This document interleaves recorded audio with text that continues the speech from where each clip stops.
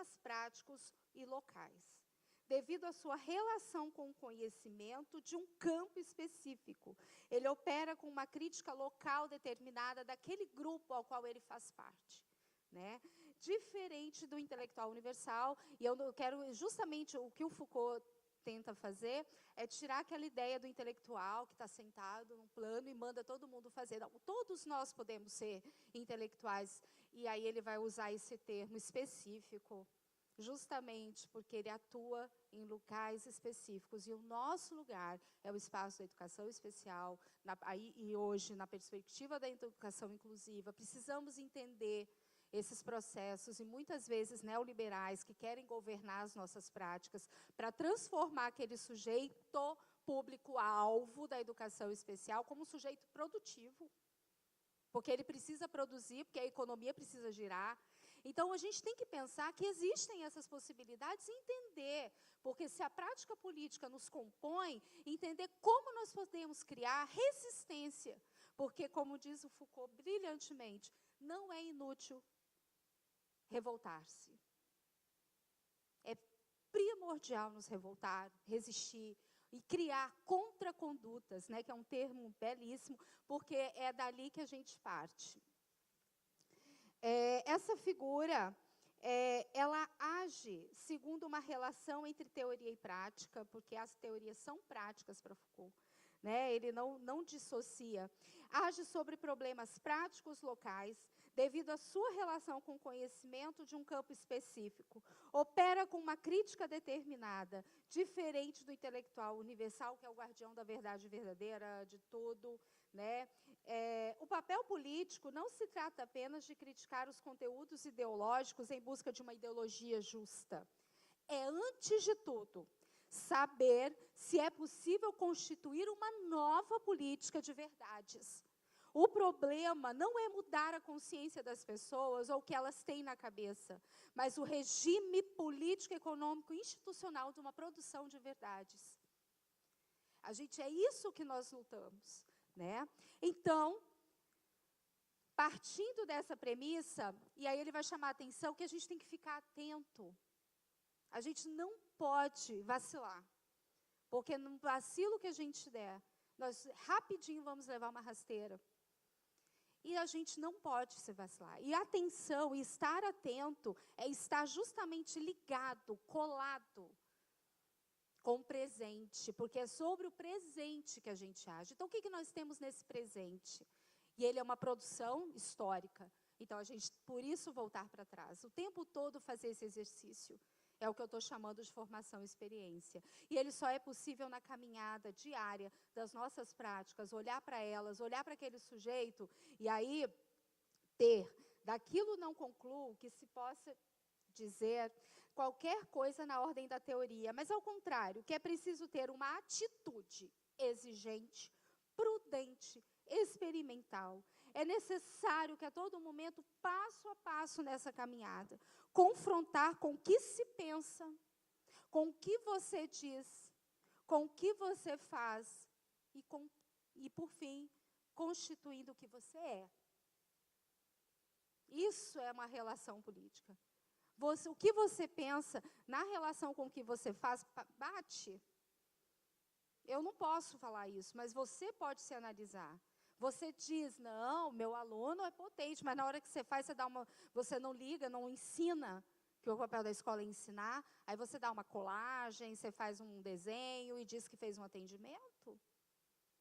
Você não olha aquele sujeito como um sujeito de palavra, você cria. Aí essa palavra, sujeito, olha a cilada que muitas vezes a gente pode ser colocado quando a gente olha aquele conceito público-alvo educação especial. A gente esvazia, a gente invisibiliza. Isso é uma cilada. Não que esse nome esteja errado, não é essa a questão. Mas a questão é o perigo. E aí a vigilância e a atenção é importante. Aquele sujeito público-alvo da educação especial, recém-chegado, termo que a gente quiser usar, independente do autor, né? Aquele sujeito, eu estou olhando para ele, quando eu olho para ele, eu só olho público-alvo da educação especial. É isso. Quem é essa pessoa? E aí, é fundamental, no segundo passo que eu estou falando, dessa atitude exigente, prudente e experimental, além de eu olhar a minha relação consigo mesmo, onde eu atuo? Quem sou eu aqui? Eu sou que tipo de professor? E aí essa formação, existe essa atitude, para além de acúmulo de certificado, e imediatamente essa relação com o outro, ela precisa ser repensada e reproduzida, né, de outras formas. E aí, quem é esse público-alvo? Pegando o Rancière, eu adoro o Jacques Rancière, Mestre Ignorante, é um livro fantástico. E ele vai falar um pouco muito desse mestre explicador, da importância de uma outra posição mestre, né, na relação, esse mestre-discípulo, né, nessa relação com ele. E lembrando que a nossa atuação docente pressupõe um discente, senão eu não sou docente. Né? E aí, como é que eu olho para esse docente? E olhando para esse autor, é o que ele vai dizer. Olha, é importante, muitas vezes, não é para necessariamente pensar uma educação emancipadora, né, que emancipa o sujeito, que também me emancipa, aquilo que eu falei, dessa atitude de sair de uma menoridade para uma maioridade, né, essa emancipação, não é, muitas vezes, libertar o aluno, mas é nos libertarmos dessa representação. Porque quando eu me liberto dessa representação, muitas vezes, com aquele espelho desfocado daquele sujeito, eu também emancipo aquele aluno. Então, quando eu olho para isso, e aí libertar, mas nos libertar do conceito aluno. E aí eu vou usar, eu vou só sugerir também, como sempre, né? Pedagogia, Democracia e a Escola. É um livro maravilhoso, super recomendo. São textos curtos, né, que vai falar da investigação educativa e vai falar um dos textos que eu mais amo e, para mim, tem sido a base daquilo que a gente está falando, didática da tradução. É um outro processo que eu estou tentando fazer. Né? A nossa pegada é discutir a formação e experiência, a formação ética do sujeito, né, intérprete, do professor, de educação de surdos. É por aí que eu fui na minha tese também. E aí ele vai dizer assim, o texto que eu mais gosto, né? O aluno e a infância, a propósito do pedagógico. Então, o que é libertar o aluno? É olhar para ele e a sugestão, porque daí eu falo, de onde tem que se libertar? Aí, oi, como? Então, eu vou dar uma sugestão para vocês. Libertar o aluno dessa representação confusa, muitas vezes, e sujeito-alvo, ou recém-chegado, ou pessoas com deficiência, tratores globais de desenvolvimento e altas habilidades, ele já fala tudo assim, né? E aí a gente esquece do sujeito, né, do Pedro, João, José, e libertar o aluno disso.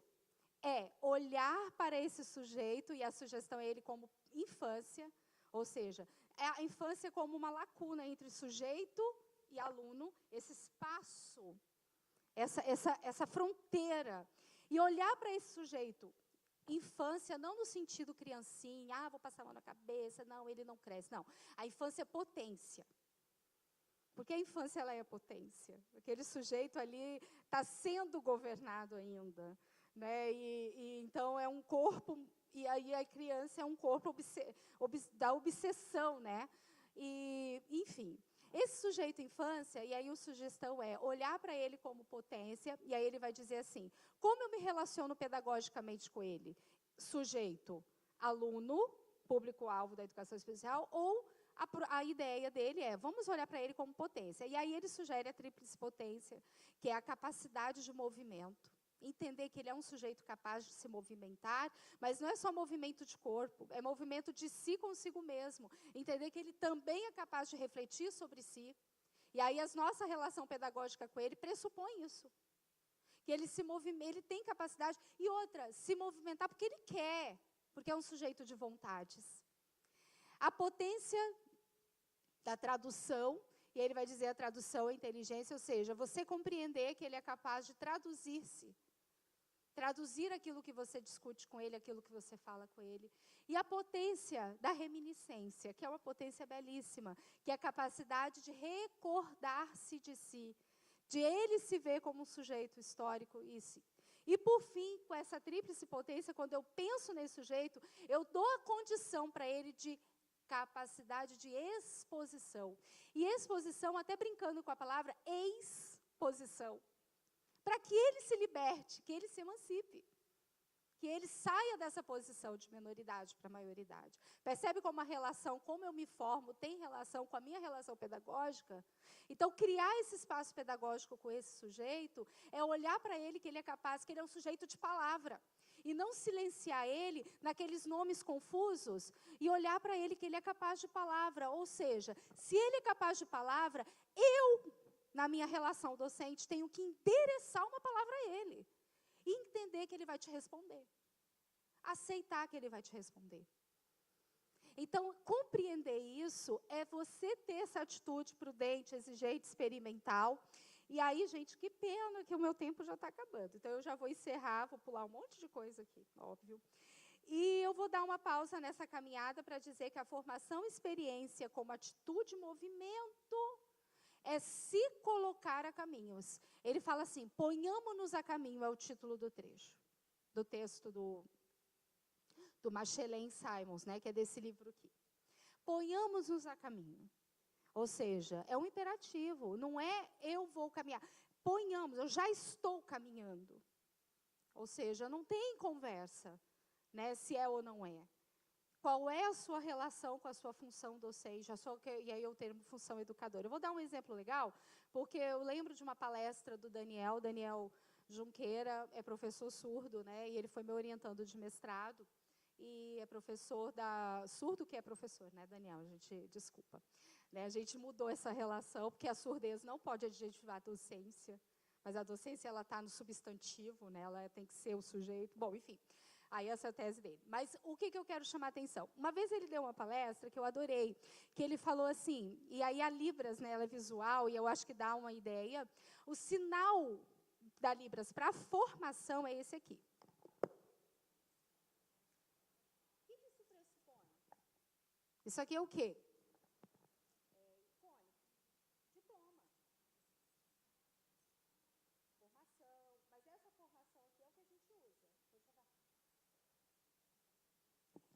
Aí o Daniel dando a palestra, e isso, eu adoro essa postura de brincar com as palavras, né? E aí ele pegou e falou assim, e se a gente pensasse, eu quero falar de uma outra formação, que é o que eu estou falando agora, né?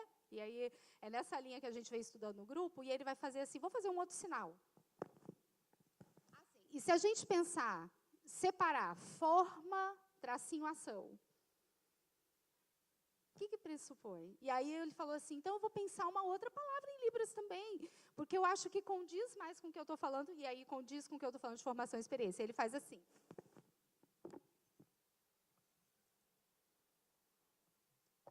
Uma forma em constante movimento e ação.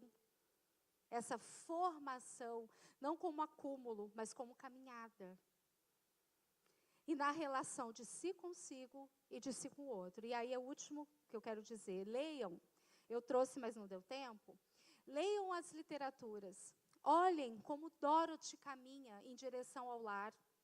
E ela vai dizer, porque ela morava no Cinza, Kansas, Mágico de Oz, tá? E Dorothy vai dizer assim, para o espantalho.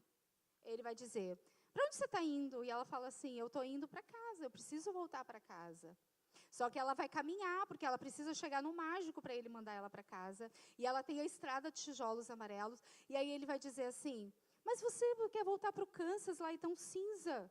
E ela vai dizer, não, bem vê-se que você não tem um cérebro, porque ele começou a caminhar com ela, e ela focada, né? Então ela pegou ele, você quer andar comigo, porque eu não vou desviar. Bem vê-se que você não tem um cérebro, porque não há lugar como o nosso lar. Onde você reside?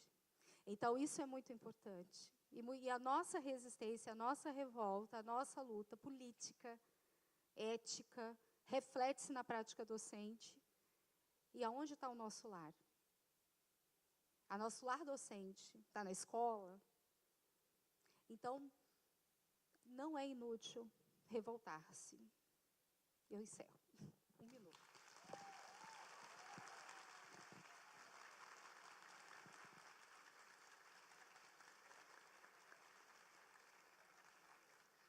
Eu agradeço a professora Luciene pela exposição, e a professora Luciene, então, vai nos trazer, né, a questão da formação e experiência, quando ela diz, né, compreender onde estamos, né?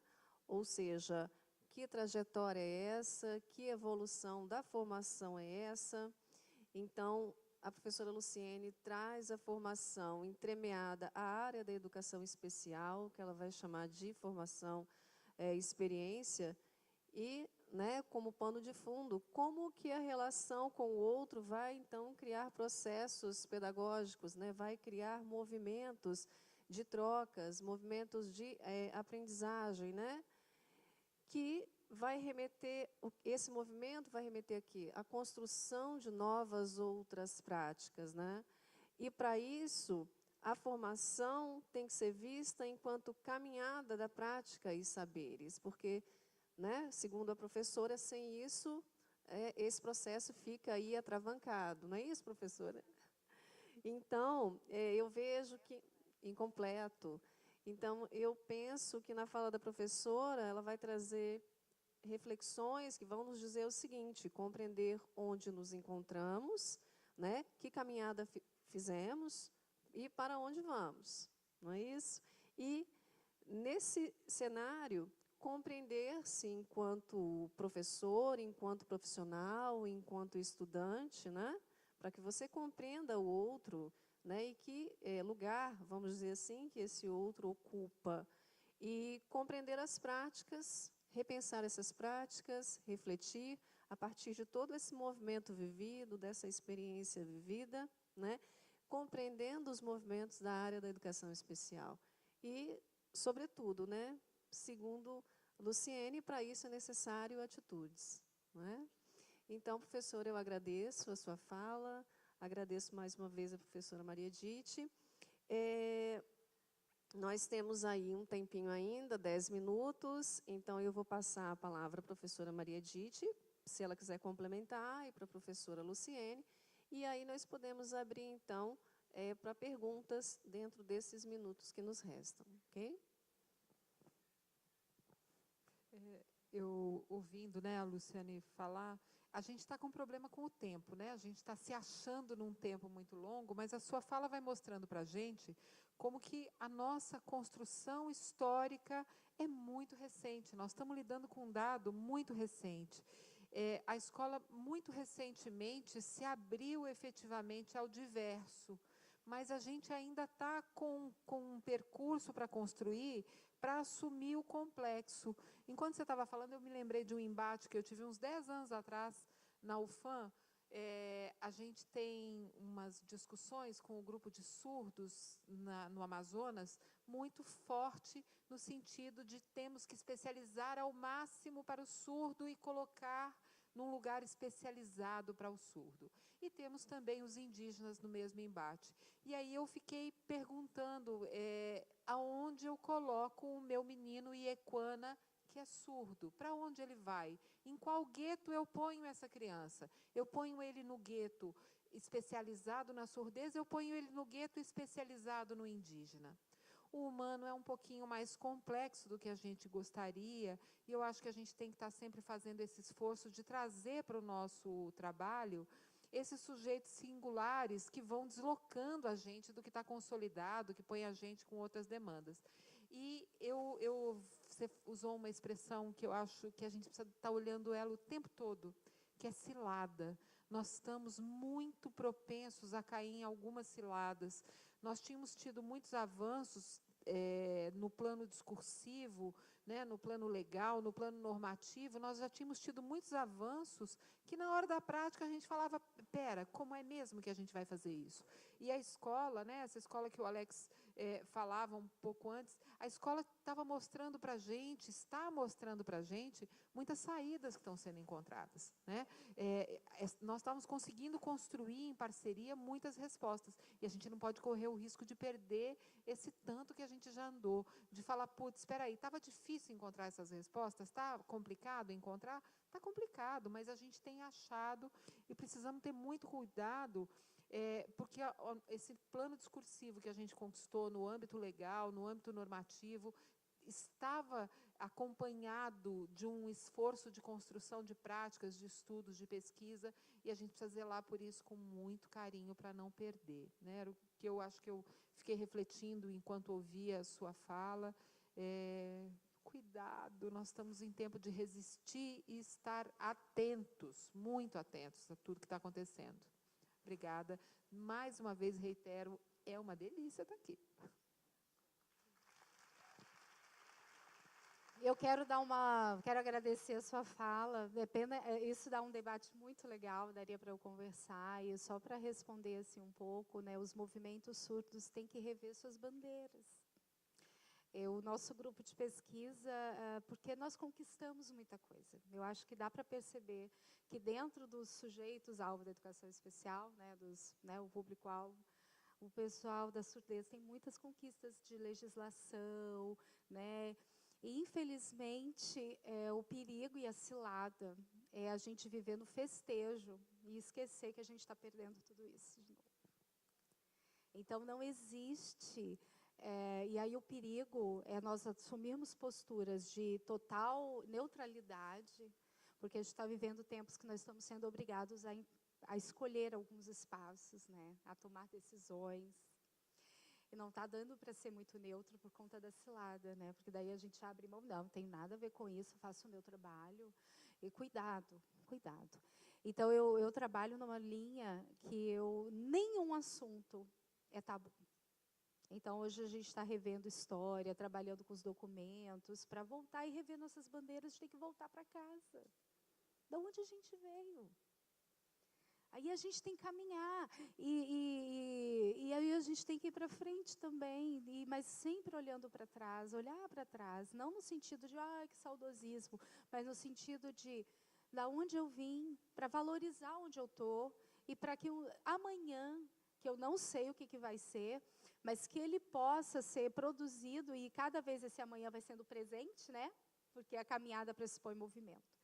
E eu quero sugerir para vocês, e uma coisa que esses autores colocam muito bem, só é possível uma formação e experiência quando eu produzo uma subjetividade amorosa. E não é amor no sentido de caridade, de assistência, mas amor no sentido de amor à matéria, de amor ao conteúdo que é base do seu trabalho, de amor ao conhecimento, de amor ao saber. E essa subjetividade docente amorosa, né, o que ele vai chamar de professor amoroso, mas amor àquilo que faz, né, a paixão, o olho que brilha quando eu estou ali com aquele sujeito, pressupõe estudo, estudar. A formação, a experiência, a caminhada, estudar. E não sobrevoar. Compro um monte de livro, deixo lá bonito, isso é sobrevoar.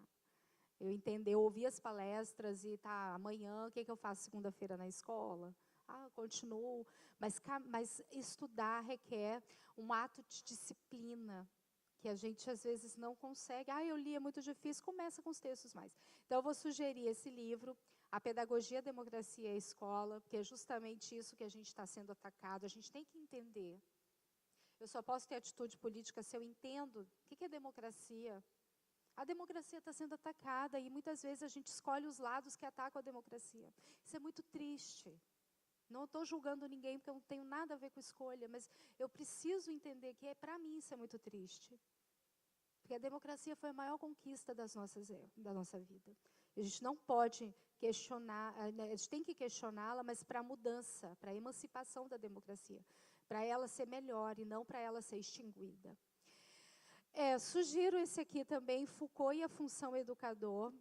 Aí as pessoas têm um pouco, às vezes, de receio. Porque Michel Foucault é muito difícil, mas ele vai falar justamente da função, e ele vai dizer das 3 posições dessa função educador que a gente vai assumir, que é a posição mestria, o intelectual específico e o infame.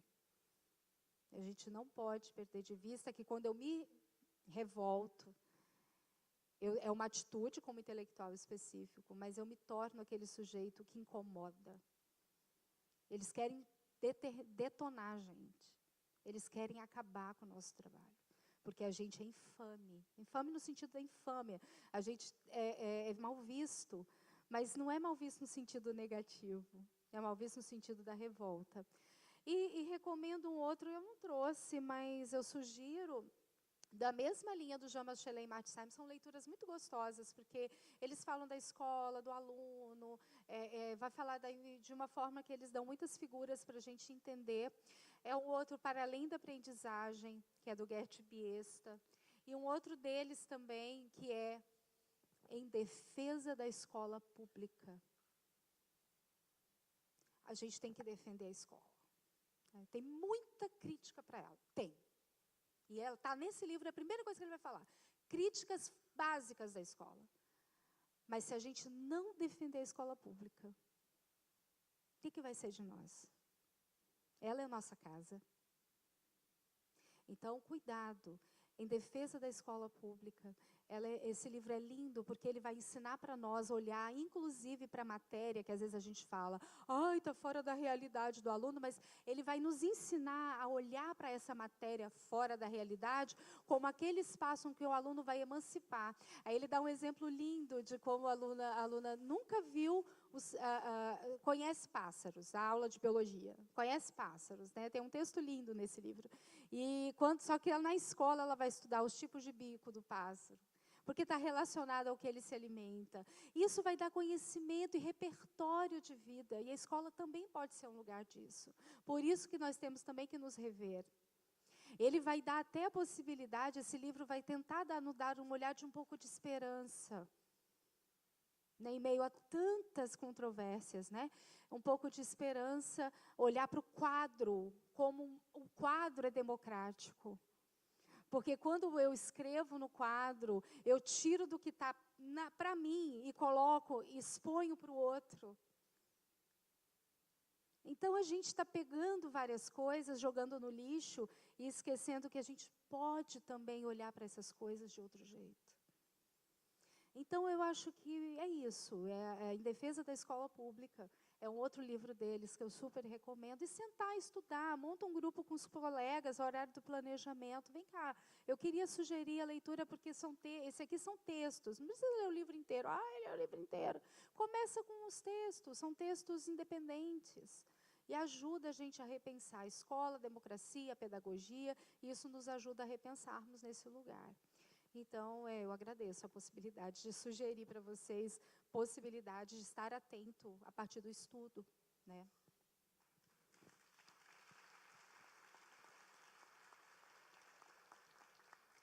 Mais uma vez eu agradeço a presença das professoras. Então, nesse momento eu desfaço a mesa e retornaremos às 14 horas. Obrigada. Antes de nós podermos voltar às 14 horas, gostaríamos de anunciar de que há disponível, né, para aquisição o livro Pesquisa em Educação, das organizadoras professora Maria Amélia Santoro Franco e Selma Garrido Pimenta. Pesquisação em diferentes feições colaborativas. Voltaremos às 14 horas aqui neste mesmo local.